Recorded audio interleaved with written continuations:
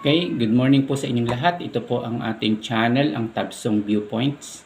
So, welcome po ulit dito sa ating channel. So, medyo matagal-tagal akong hindi nakapag-upload ng ating content dito sa ating channel. Anyway guys, ang importante ngayon is meron tayong update. So, ang pinaka-update natin ngayon is, syempre, ang lahat ng taong bayan ay nakatutok sa impeachment proceedings na yan, So nung 9, so nagkaroon po tayo ng deliberation ang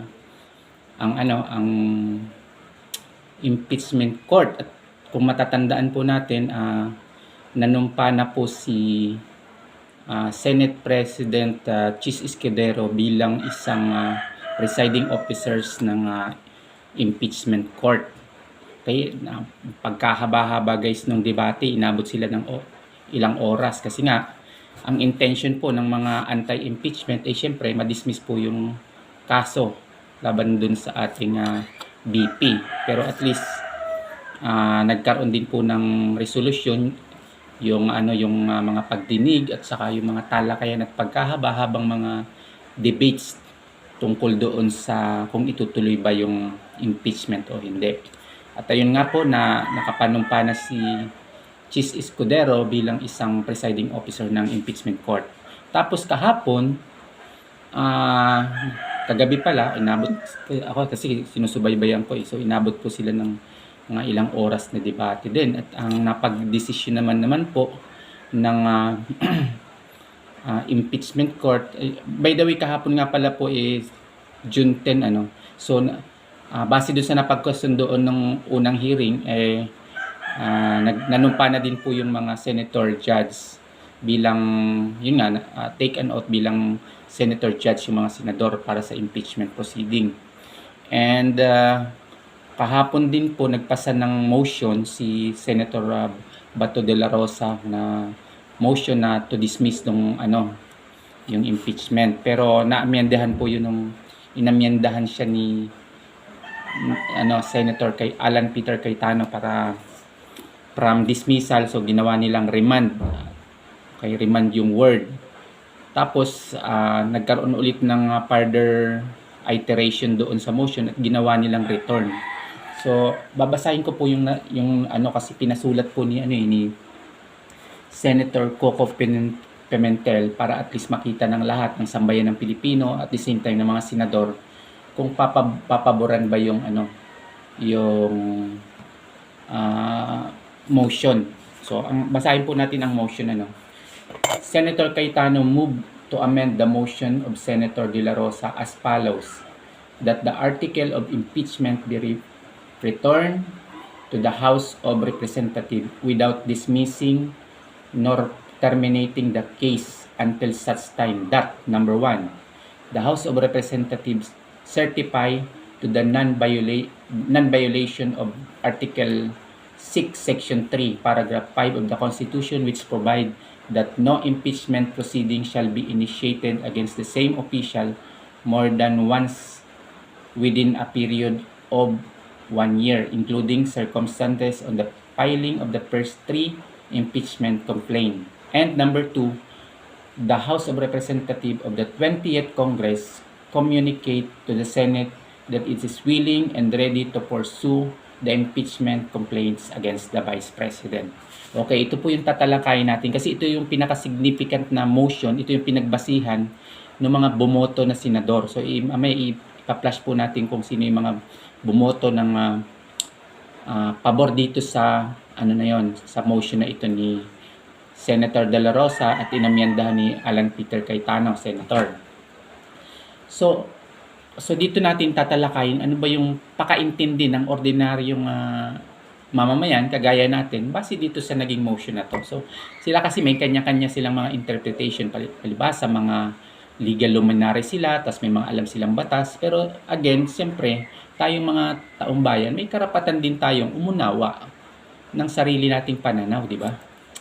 So again, ang basahin po natin yung article yung motion kasi na-approve na po to. Ibig sabihin, na-commence na to at pinag-uutos na ng impeachment court na sundin ng prosecution panel ng House of Representatives itong motion na ito. So nakalagay dito, number 1, ulitin natin, the House of Representatives certify to the non-violation of Article 6, Section 3, Paragraph 5 of the Constitution, which provide that no impeachment proceeding shall be initiated against the same official. Kasi dito po, kaya po na-raise itong motion na ito kasi may kini-question po nila yung naging proceeding doon sa House of Representatives. Kasi kung matatandaan natin, bali may nauna pong 3 impeachment na ipinail. So, ipinail ng mga iba-ibang grupo. So, ang nangyari po doon sa, kung matatandaan natin yung pag-forward ng article of impeachment, yung pang-apat po ang inaprubahan, which is ang nag-prepare po noon ay ang mismong House of Representatives. Parang kinolek-collect lang nila yung mga information doon sa naganap na Quadcom, tapos yun yung inaprubahan nila. Tapos yung 3 naunang impeachment na pinail ng mga organized group, bali inilagay na lang po yun sa archive kasi natatandaan ko kasi nanood ako nun eh. So ngayon kini-question ng mga senador ko yun kung yun ay hindi ba violative yun sa Constitution kasi may nagsasabi na ang filing daw po ng impeachment is once a year. So ay kung may 3 nauna, so ibig sabihin kini-question na yun. Kaya nag-arise po ito yung motion na ito. So may pinagbasihan itong motion na ito para ma-return yung article of impeachment. Pero again, debate po yun eh. Siyempre, may mga tumututol dito kasi matatandaan natin yung naganap na botohan kahapon. Meron pong 5 senador na nagpahayag ng pagtutol dito sa motion na ito. Kasi kung nakinig kayo nung talakayan kahapon bago naganap itong boto na to, maraming mga suggestion yung mga na senador na po pwede namang gawa ng paraan yung nire-request nila. Pwede naman daw i-file na lang ng request or papuntahin mismo yung mga prosecution panel doon para matanong noong mga senador kung by verbal na lang, hindi na through kailangan pang ibalik. Okay? So, yun po yung reason kung bakit na-remand. O pati nga dun guys dun sa doon sa word na remand at saka return, kini-question din yun ng mga nag-question dito sa motion nito kasi technically pag sinabi mong return parang binalik mo sa Congress yung article of impeachment, which is sabi ng iba wala daw po sa sa Constitution yung pag-reprimand or pag-return. First time po itong ginawa ng Senate Impeachment Court na yung article ay in-return. So ibig sabihin, pag may mga tao na hindi satisfied sa magiging result nito, it's either pabor o hindi pabor, pwede nilang questionin yung itong ginawa na ito ng Senado kasi first time ever po ito yung ni-return eh. So wala pa kasing nangyayari na ganito. So magiging hindi natin alam kung makakarating itong bagay na ito para questionin dun sa ating Korte Suprema. So yun po yung dahilan nun, yung number 1. Number 2 is the House of Representatives of the 20th Congress communicate to the Senate. Kasi nga, matatandaan ko, actually may question ako po dito sa number 2 na to eh. Kasi parang siningit lang ito eh. Para dun sa mga debate, hindi na kailangang ilagay itong wording na to. Kasi parang ito, ang magiging resulta ito guys. Kasi nagpahayag na ng leading question parang suggestive na way ng mga congressman kung paano itatackle itong itong motion na to. Kasi nga lumalabas na kinakailangan pang sabihin ng yung mga nanalong congressman nung nakaraang election, which is the 20th Congress, yung papasok na Congress, kasi nga po yung 19th Congress tapos na po yung term nila. So gusto pa ng mga senador na bumoto na sa motion na ito na mag-decide pa yung susunod na Congress kung interesado pa ba silang i-pursue itong article of impeachment. So ang interpretation po natin dito bilang mamayang Pilipino na nanonood ng kanilang mga deliberation doon sa Senate, lumalabas kasi na yung nag-file ng motion nito, umaasa sila dun sa mga congressman na nanalo, which is, siyempre, pwede kasi nilang sabihin na, ay, hindi na ako interesadong kasi iba na yung pananaw ko kasi hindi naman ako umupo noong 19 Congress. So, ito po, binibigyan ng, ng parang suggestion ng mga senador, yung mga bagong uupo na congressman na, na mag-initiate ng parang move doon sa lower house na para na wag nang i-pursue itong article of impeachment na to na i-forward pa. So yun po yung nilalaman dito, at sa tingin ko po itong suggestion na to is parang hindi maganda na kasi nagdesisyon na po yung 19 Congress na i-forward.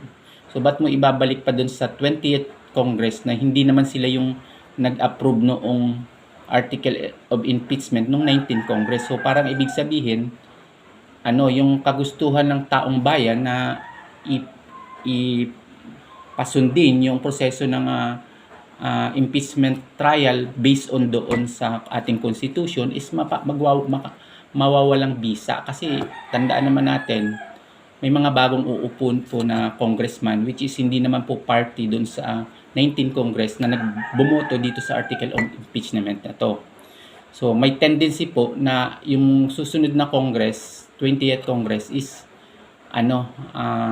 hindi na, kasi pagbubutuhan din nila yan kung ipopurso pa nila yan kasi magkakaroon yan ng plenary debate sa Congress.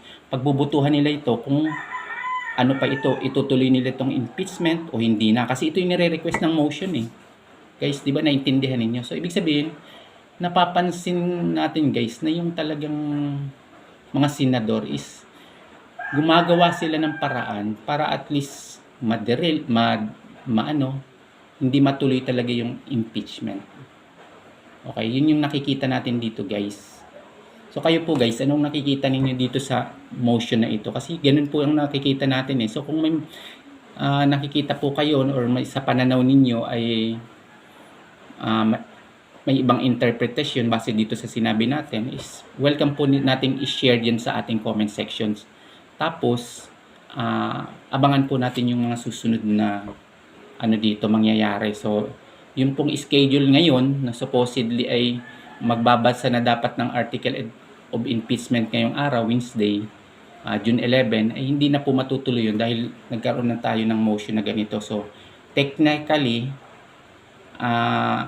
sasagot na lang po ang ang House of Representative panel prosecution dito sa motion na ito, and then lumalabas dito na ang mangyayari, yung proper trial is papasok na sa 20th Congress, which is by July pa po. July yun. So next month, pag nagkaroon na po ng nag-start na yung 20th Congress, saka na po matatalakay itong impeachment trial na ito kung ise-certify ng House of Representatives na wala silang na-violate sa Constitution at tama po yung kanilang procedure. Certification lang naman po ang kailangan doon. Again, pagbubutuhan po yan sa House of Representatives, tingin ko kung dadaan pa yan ng plenary para magkaroon ng boto. So, titingnan natin kung ang House of Representatives ay meron pa rin tinatawag na supermajority na boboto na magse-certify na wala silang binayolate na na sa Constitution sa pagtalakay nitong article of impeachment para sa Vice President. So, para sa akin hindi na kailangan itong number 2 kasi ito yung number 2. Parang pumuposta lang yung mga senador na anti-impeachment na yung mga nanalo na congressman na hindi naman party dito sa 19 Congress doon sa pag-approve nitong article of impeachment na to is hopefully sila ay mag-organize doon at tutulan na itong impeachment na to. Thereby, mangyayari po niyan ay talagang mamamatay na po yung impeachment, article of impeachment doon sa mismong House. So, anong nangyari ngayon? Pag binalik sa Senado at namatay sa House of Representatives, so lalabas, kung titingnan natin, ang Senado, pinasa lang yung bola doon sa Kamara, tapos sila yung mapuputukan ng taong bayan yung Kamara. So itong Kamara, kung anong magiging decision na dun sa article, base dito sa motion na to, ang mangyayari, kahiya-hiya ang kalalabasan ng Kamara para sa ating pong opinion, kasi nagpasa sila ng article impeachment, tapos hindi din pala nila itutuloy kung ganun po ang senaryo na mangyayari. So 'di ba? Anong mangyayari ngayon? So guys, pagtatawanan po ito ng mga taong bayan itong ganitong senaryo. Anyway, ang masasabi natin dito, galing nung motion. Magaling talagang dumiskarte yung mga anti-impeachment na senator. Talagang brick by brick, sabi nga po ni Senator Hontiveros, brick by brick po talagang dinidismantle yung proseso ng impeachment. Pero para sa akin po dito is hindi po hindi po magandang gawain yan Senado, kasi malinaw naman po sa Constitution natin na once na naipasa yung article of impeachment, ang dapat gawin ng Senado is dinggin yung